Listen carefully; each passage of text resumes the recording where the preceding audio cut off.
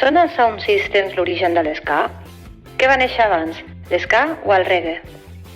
Quines diferències hi ha entre les tres onades de l'ska? Per què va tenir tant impacte l'ska a la societat britànica després de la independència de Jamaica? Amics de Gènere Regenerats, hola de nou. Avui, al nostre podcast, tindrem la sort de parlar d'un estil alegre i molt fàcil de ballar. Qui no s'ha deixat encomanar pel ritme trepidant i els sons del metall en un concert d'ska, marcant-se un pogo amb els amics? L'ska és un estil que permet alliberar molta energia i compartir sentiments de tota mena, sempre amb un to festiu, però sovint també reivindicatiu, que ha tingut una evolució molt marcada per la seva expansió geogràfica.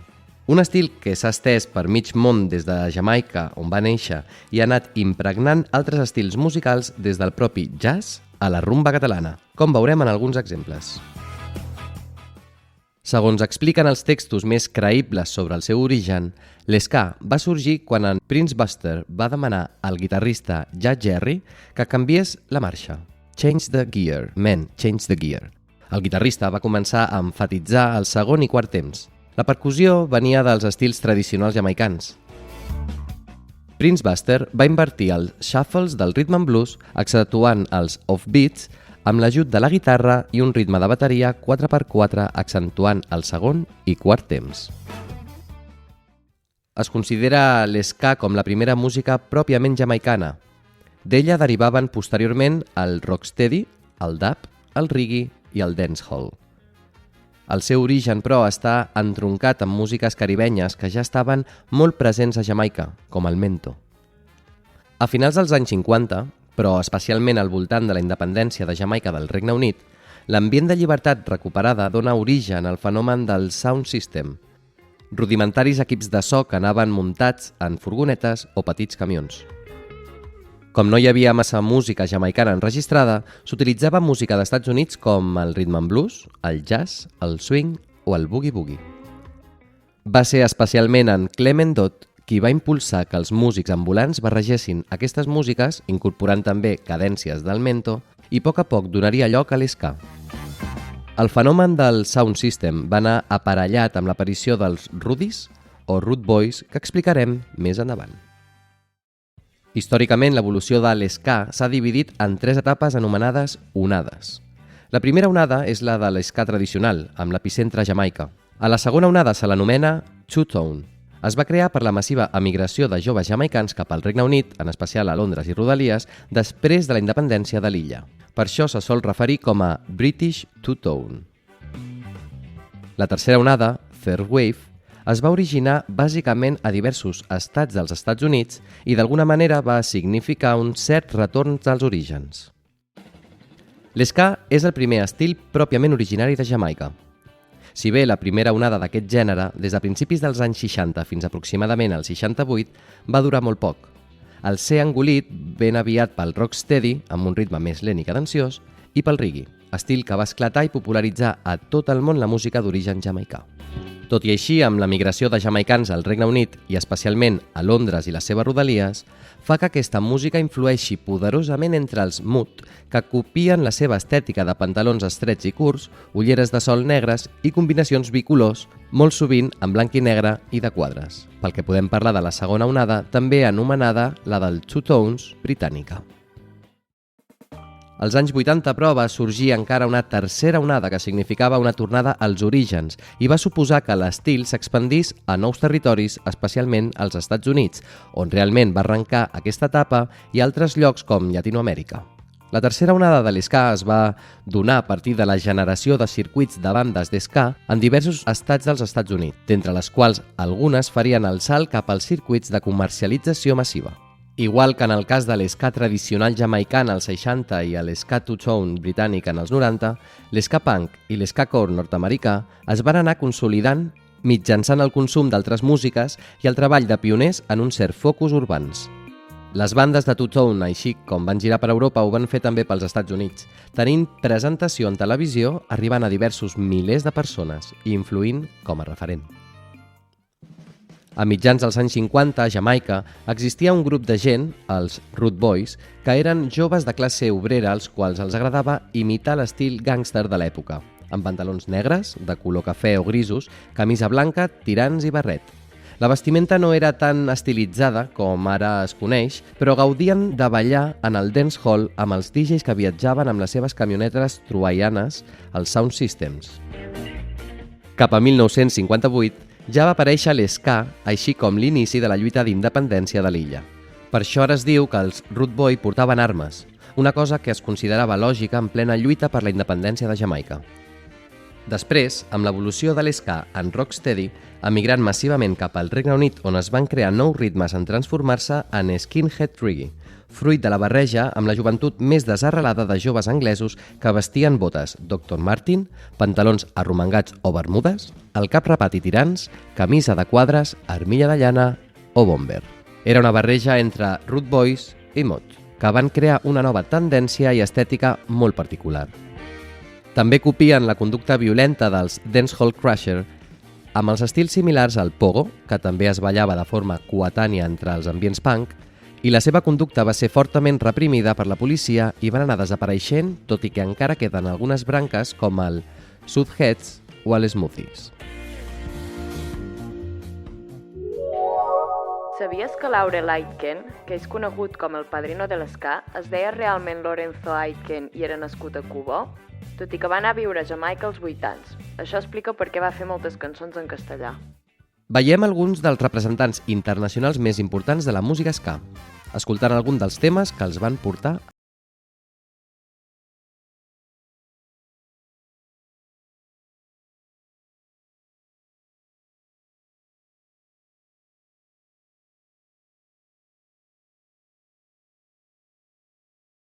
Va ser un cantant i compositor jamaicà de música ska i reggae amb el seu grup, The Aces, format amb en Wilson James i Easton Brington Howard, va obtenir els primers èxits internacionals com amb aquesta cançó, Israelites, un fragment de la qual heu pogut escoltar. Altres èxits van ser 007 Shantytown, el 1967 i It Mek, el 68.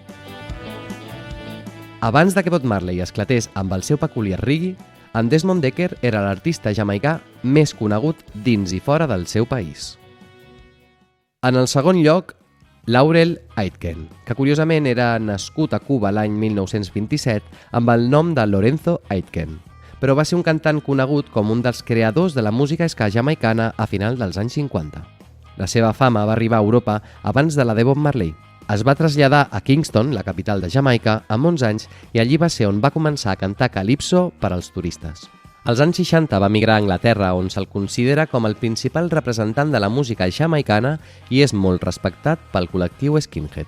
Va passar per totes les onades de l'ska, als inicis dels 60, els two-tone als 70 i el third wave als 80, arribant a col·laborar també en molts enregistraments dels 90. Va col·laborar en diversos grups com The Busters, The Toasters o els espanyols Malarians.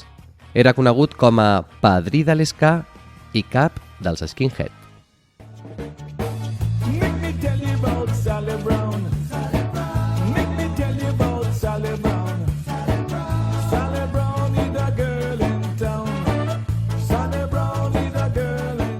I en el tercer lloc seguim amb The Skatalites. És un grup de música jamaicà que va tenir un paper important en popularitzar l'ska, fusionant diversos estils com el boogie-boogie, el blues, el rhythm and blues, el jazz, el mento, el calipso i ritmes africans.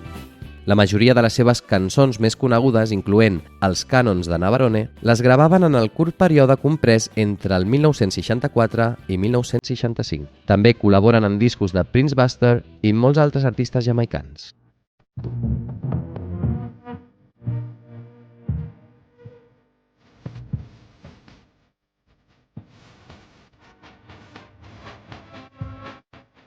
En el quart lloc, escoltem The Specials, també coneguts com The Specials AK. Són un grup de two-tone i ska revival anglès format el 1977 a Coventry, al Regne Unit. Van començar dins l'escena mod, però es van desenvolupar especialment com un grup de ska ballable i rocksteady amb l'energia i l'actitud del punk. La banda vestia l'estil mod del període Rude Boy dels anys 60. Barrets, vestits amb túnica i llana.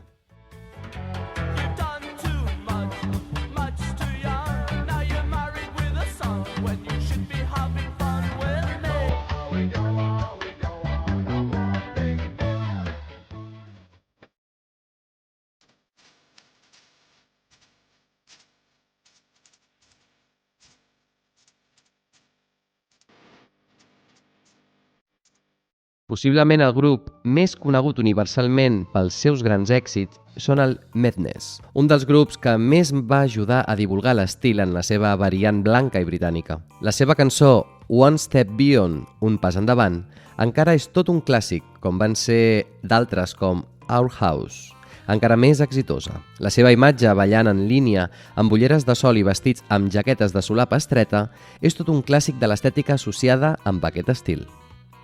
I per últim, escoltem The Toasters, un grup musical fundat l'any 1981 a Nova York i la primera banda d'esca dels Estats Units. El grup va ser format per l'anglès Rob Bucket Hengley, que portava molts pocs mesos vivint al país. The Toasters són un dels exemples més clars de la tercera onada on barregen l'esca amb diferents estils de música com ara el reggae, el jazz, el soul, el dancehall, rap o rock, conformant així un so molt característic. Curiosament, en Bucket es va instal·lar a viure a València fa molts anys, des d'on organitza els seus nous discos i gires per tot el món.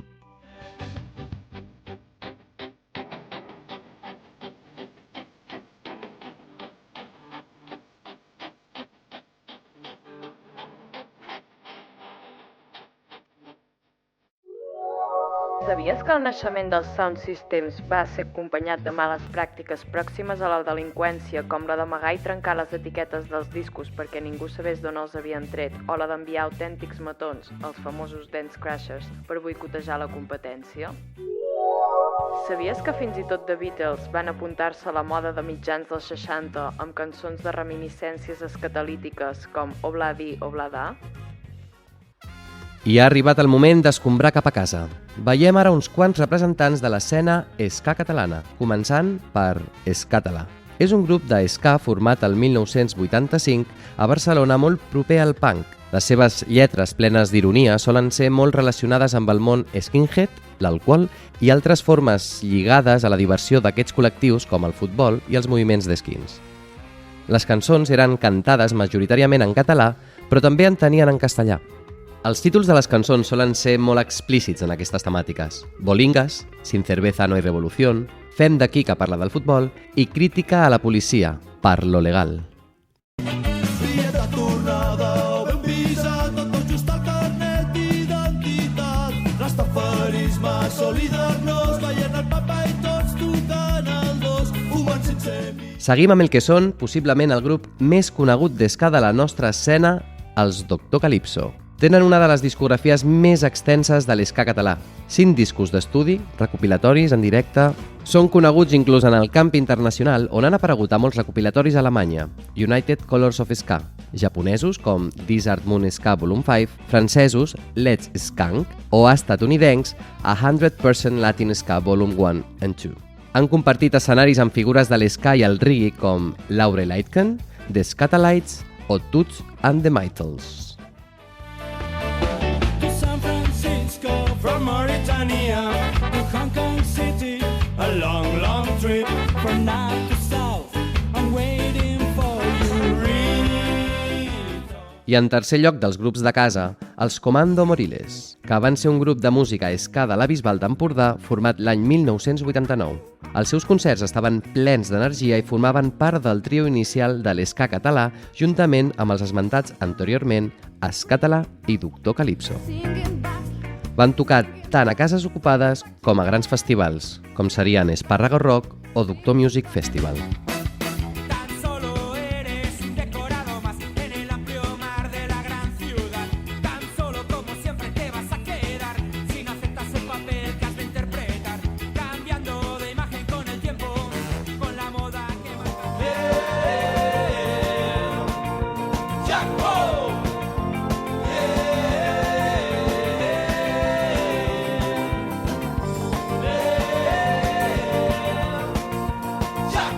Uns altres coneguts representants de l'estil a Catalunya van ser els Discípulos de Otilla, fundats l'any 1992. El grup comptava des dels seus orígens amb 2 cantants i una actitud festiva i punk sobre els escenaris, fet que es reflectia en les seves lletres on tractaven temes com l'antiimperialisme, l'antimilitarisme o l'ecologisme.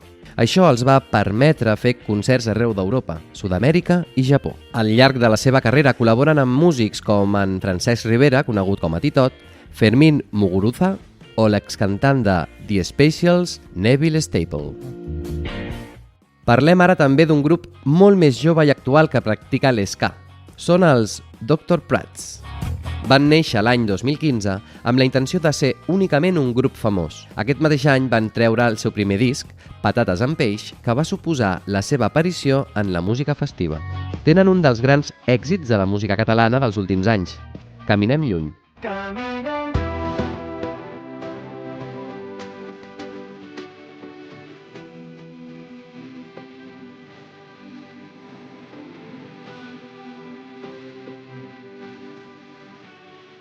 Fan innumerables concerts per tota Catalunya amb un estil molt barrejat amb altres gèneres que els permet arribar també a una audiència més àmplia. I per últim afegirem una banda que, tot i no ser catalana, sinó integrada per membres de Vallecas, Madrid i el País Basc, ha sigut el màxim representant internacional d'aquest gènere dels grups espanyols a tot el món. I curiosament, el seu primer disc va ser editat per una discogràfica catalana, AZ Records. Aquest primer disc, homònim, comença amb la cançó El hombre resaca baila ska.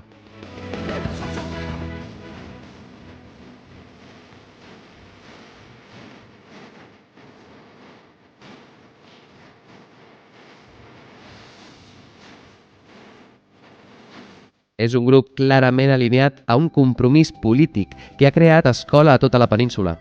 Cançons com Els vals de l'obrero s'han convertit en un himne per amplis col·lectius radicals, com també altres temes relacionats amb la legalització del cannabis i altres reivindicacions diverses. Sabies que una de les primeres adaptacions de l'ska a Europa va ser feta pel grup català Los Cuatro de la Torre? La cançó es deia Operación Sol i, tot i que s'allunyava estilísticament de l'ska jamaicà, la lletra referia explícitament a l'estil nascut a Jamaica. A continuació, us documentarem una mica i us parlarem d'alguns llibres i documentals relacionats amb aquest estil. En primer lloc, si sou músics i voleu començar a practicar amb una selecció de partitures, podeu fer-vos amb el llibre This is Ska, subtitulat 60 partitures de puro ska e instrumentals jamaicans. És un recull de cançons més populars del gènere transcrites per dos autors, en Josep Blanes, que va estudiar a l'SMUC i és trombonista en diverses bandes d'ska, i en Pau d'Angle. També hem de parlar d'alguns llibres i pel·lícules que tenen en comú la seva autora, Heather Augustine, una de les principals especialistes en el gènere. El primer, Ska, The Rhythm of Liberation. Explica la història dels orígens de l'ska a Jamaica i com amb la massiva immigració al Regne Unit va impactar en la joventut anglesa, que el va barrejar amb els estils que ja s'escoltaven a Anglaterra, com ara el rock o el punk. També parla de com més tard va saltar en la seva tercera onada als Estats Units. De la mateixa autora trobem Ska and Oral History. En aquest cas, la història és explicada a través de diverses entrevistes fetes als propis protagonistes del gènere. I també la mateixa autora ha escrit alguns llibres dedicats al paper de la dona en el món de l'ska, com ara Root Girls i Ska Woman. I seguim amb Heather Augustine, però ara passem al cinema.